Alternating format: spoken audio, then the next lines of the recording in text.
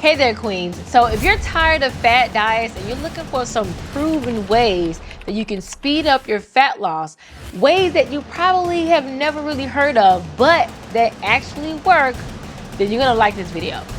Now, keep in mind, what I'm about to tell you is not diets. None of these are diets. These are just things that you can add or implement to your daily life that can increase your daily fat burn. So, number one is something called carb cycling, okay? So, carb cycling is pretty much when you're gonna be manipulating how many carbs you eat every day. So, essentially, you have a low carb day, a medium carb day, and a high carb day. But to make it easier, you can just do a low carb and a high carb day. Typically on your high carb day, you're going to increase your carbs to probably about 30 to 50%. And then on the low carb days, it's going to be 20% to maybe 5% and could go all the way down to like keto numbers. But what this does is it manipulates your body to burning more fat. Also, it gives your body a break from doing really low carb diets so your body can recharge and refuel on those high carb days. So typically, carb cycling is really great if you do a lot of heavy lifting. So on your heavy lifting days, you can go on a higher carb day. And then on the days where you're not doing any heavy lifting, maybe you're just doing some cardio or no workouts at all, you can implement the low carb days. So on your low carb days, you want to focus on high protein and very little carbs. So you're going to be getting most of your carbs from vegetables. On the high carb days, you can implement things like rice, potatoes, and breads to beef up your carbs to fuel you through the day and to fuel those workouts. Carb cycling is very simple to implement. So if you're someone who does heavy lifting periodically, maybe 3 times a week, you might want to incorporate a high carb day on those days and a low carb day on the other days to get the same benefit and increase that fat burn. Number 2 is called 5-2 fasting. So pretty much, instead of fasting every day, you're only going to fast 2 of those days, and the other 5 days you're going to eat normally. So on the 2 days that you're fasting, you can do a 24-hour fast where you eat no food, or just keep your calories under 500 calories. One of the best things about 5-2 fasting is that it helps you preserve your muscle while also staying in a deficit. So what that would look like is on those 5 days, you can keep your calories pretty much at maintenance, right? You have to know your maintenance calories to do this, right? But keep your calories at around your maintenance calories, right? But then on those 2 days when you're fasting, you're gonna make up for that. So by the end of the week, your weekly caloric intake will still be in a deficit, which means you'll still be able to eat sufficiently and feel satiated most days, but still be in a deficit and get that fat burn.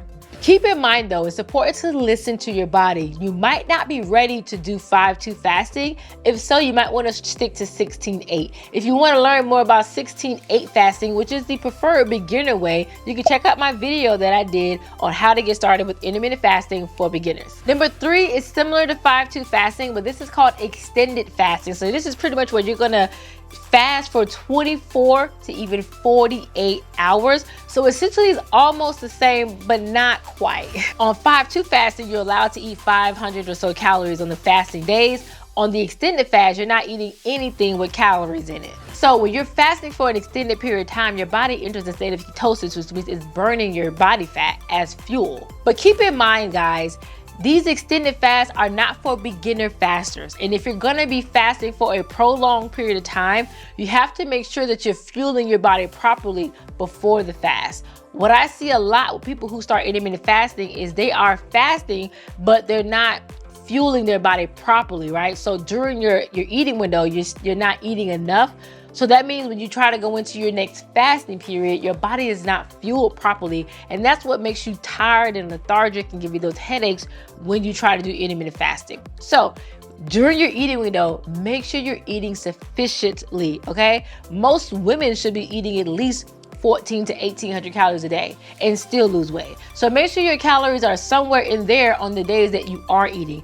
Now, when you're doing extended fast, you can actually eat a little bit more than that. You can eat over your calorie deficit because your body has to recuperate those calories that you were not eating. But the science behind extended fasting is it definitely does increase your fat burn. I'm not gonna go too into the science part. I'm not gonna go too scientific on you, but Extended fasts do actually work, and it's not starving yourself, guys. I promise you, it's not starving yourself if you do it the proper way. Number 4 is loading up on vegetables or salad before your main meal. All right, now we all know, when you go to a steakhouse, you get a salad before your steak, right? However, loading up on these fiber-rich vegetables before your main course will make you not as hungry, right?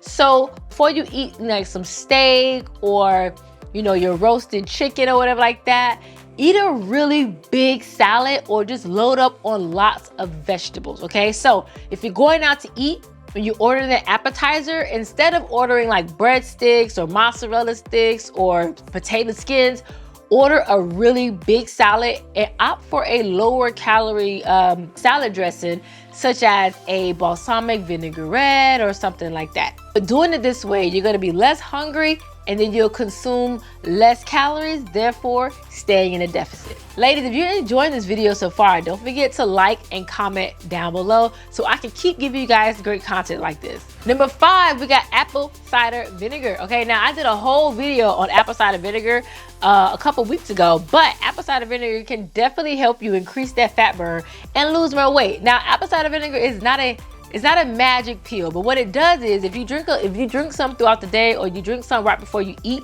it's gonna help your body metabolize your carbs much better, which is gonna make your body a lot more sensitive to insulin, which in turn can burn more fat, okay?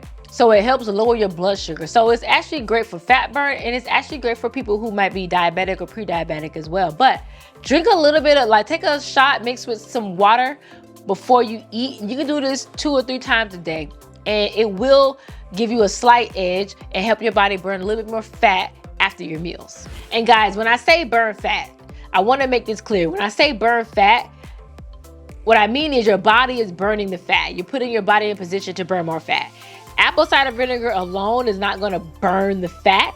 However, what happens is it does things in our body that will help our body burn more fat. I just want to make that clear, okay? Number 6 is green tea, all right? So there is some studies that show that green tea does enhance and help our body burn more calories. There are some studies that shows that green tea does help our body when it comes to fat loss. It helps our body metabolize the fat a little bit better. However, green tea is not a magic pill, but adding in green tea throughout the day or even taking a green tea supplement can give you a slight edge when it comes to fat burn. So number 7, and this is something that I get asked a lot. People ask me a lot like, should I do cardio before weights or after weights? So I'm telling you right now, okay? I'm telling you right now.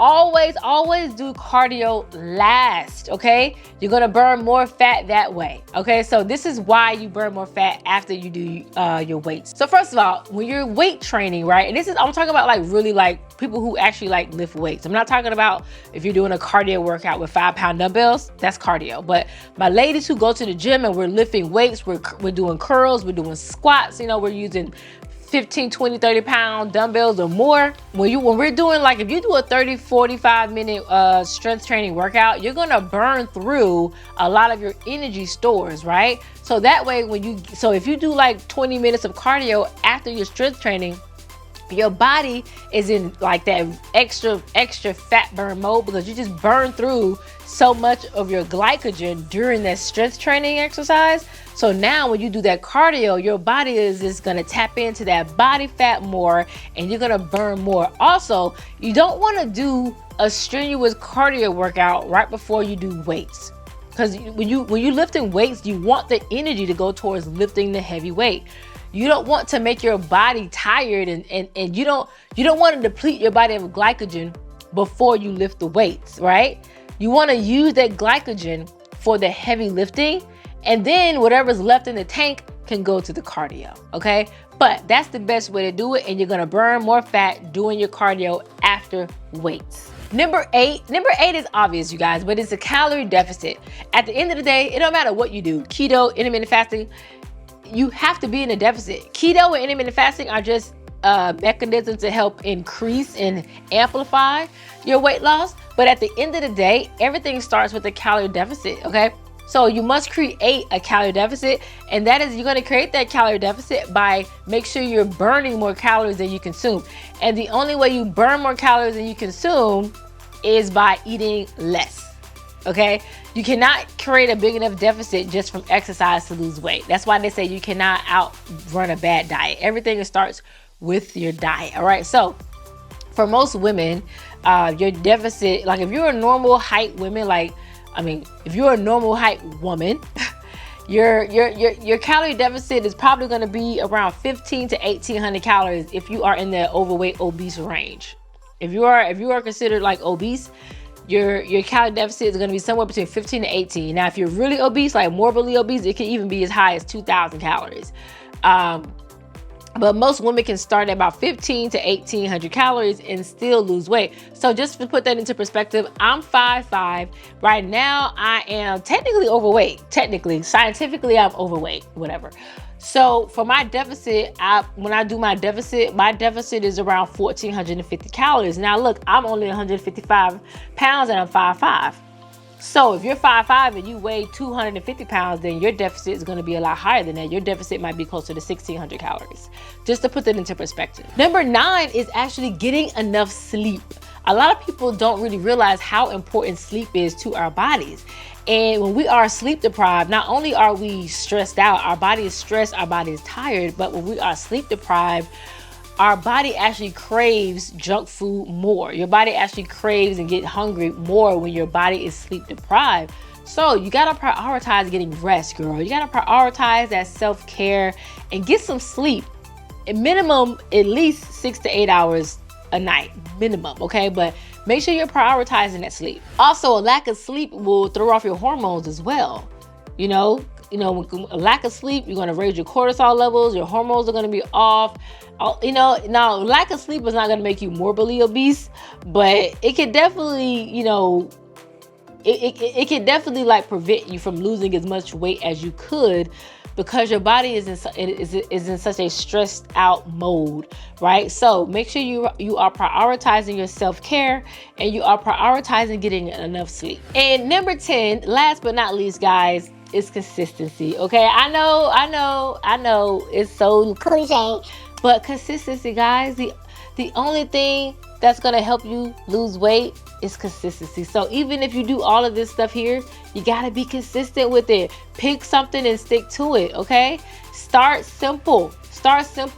Create a calorie deficit and be active at least 3 times a week. That's it. You don't gotta don't even think about workouts. Just be active. Go for a walk. Go do a fitness class. Do a YouTube video. Be active 3 times a week for 30 minutes and create a slight deficit. Start at about 15 to 1700 calories. For most women, if you still feel like you're starving after that, increase it a little bit and see what your results are.